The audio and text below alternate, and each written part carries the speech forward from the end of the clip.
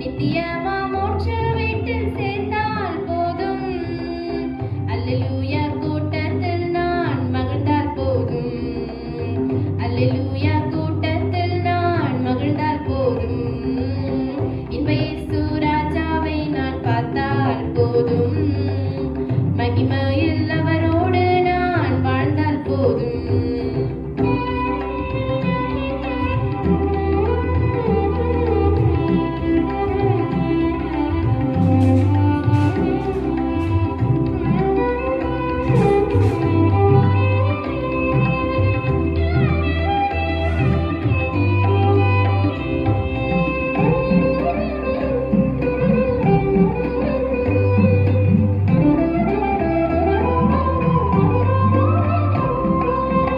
இயேசுவின் இரத்தத்தாலே மீட்கப்பட்டு வசனமாம் வேலியாலே காக்கப்பட்டு.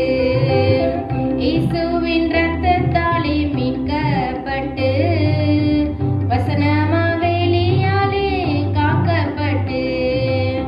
கரைதிரையற்ற பரிசுத்தரோடு கரைதிரையற்ற பரிசுத்தரோடு ஏழையார் பொன் வீதியில் உலவிடுவேன். ஏழையார் பொன் வீதியில் உலவிடுவேன். இன்ப இயேசு ராஜாவை நான் பார்த்தால் போதும். மகிமையில் அவரோடு நான் வாழ்ந்தால் போதும்.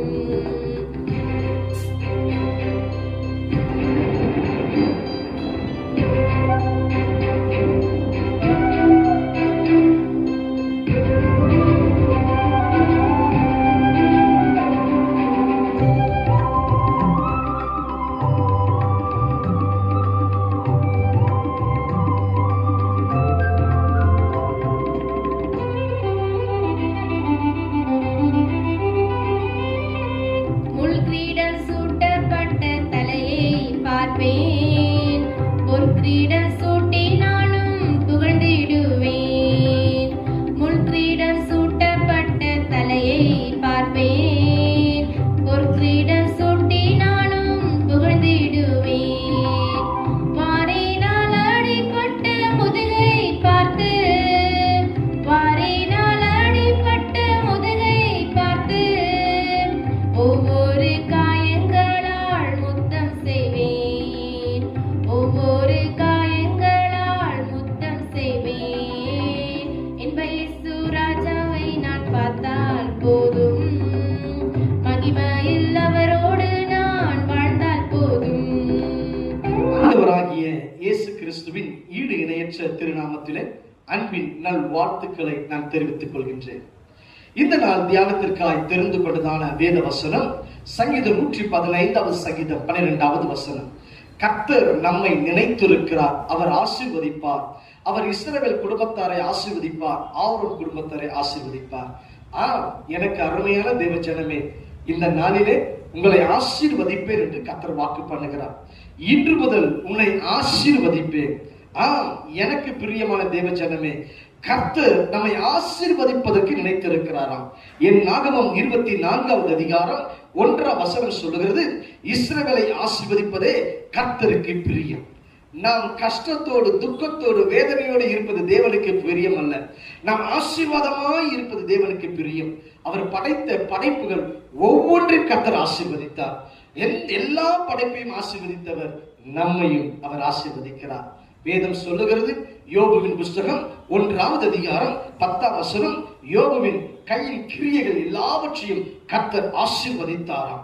அதே வசனம் சொல்லுகிறது, யோபுவின் புஸ்தகம் 42:12, யோபுவின் முன்னிலைமை பார்க்கிறோம், பின்னிலைமை ஆசீர்வாதமாய் இருந்தது. ஆசீர்வாதமாய் இருந்தவர் எல்லாவற்றையும் இழந்து போனார். ஆனால் அவருடைய பின்னிலைமை ஆசீர்வதிக்கப்பட்டது. எப்படிப்பட்ட ஆசீர்வாதம் அவர் கொடுக்கிறார் தெரியுமா? வேதம் சொல்லுகிறது, யோபுவின் புஸ்தகம் 42 அதிகாரம் 10 வசனம், இரட்டத்தனையான ஆசீர்வாதம். எனக்கு அருமையான தேவ பிள்ளையே, இந்த சத்தத்தை கேட்டுக்கொண்டிருக்கிற அருமையான தேவ ஜனமே, இரட்டிப்பாய் உங்களை ஆசீர்வதிக்கிறார். இரட்டிப்பான ஆசீர்வாதம் இன்றைக்கு இந்த நாளிலே உங்கள் சிரசில் வந்து அமருகிறது. அவர் யாரை ஆசீர்வதிக்கிறார் தெரியுமா?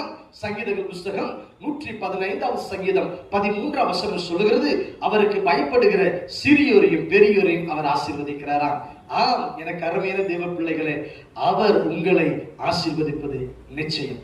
நிச்சயமாகவே இந்த நாளிலே ஒரு ஆசீர்வாதத்தை நீங்கள் காண்பீர்கள். நான் ஜெபிக்கட்டுமா? மகா இரக்கமும் கிருபையும் நிறைந்த நல்ல தேவனே, ஐயாவுடைய ஆசீர்வாதத்திற்காக எதிர்பார்த்து காத்து கொண்டிருக்கிற ஒவ்வொரு பிள்ளைகளை நாங்கள் நினைக்கிறோம். அந்த ஒவ்வொரு பிள்ளைகளுக்கும் உடைய ஆசீர்வாதத்தை கர்த்தர் கட்டளையிடுவீராக நான் ஜெபிக்கிறேன். தேவ கரம், கிருபையின் கரம் கடந்து வருவதாக என் தேவன் தொடுவீராக. வல்லவர் கிரியைகளை செய்வீராக நான் ஜெபிக்கிறேன்.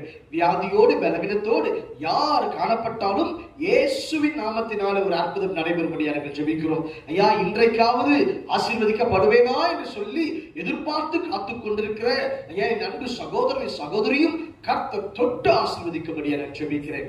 உன்னதர் இயேசுவின் நாமத்தில் ஜெபிக்கிறேன் நல்ல பிதாவே, ஆமென். எனக்கு அருமையான தேவ பிள்ளைகளே, நிச்சயமாய் கர்த்தர் உங்களை ஆசீர்வதிப்பார். Thank you, glory. God bless you. God bless you.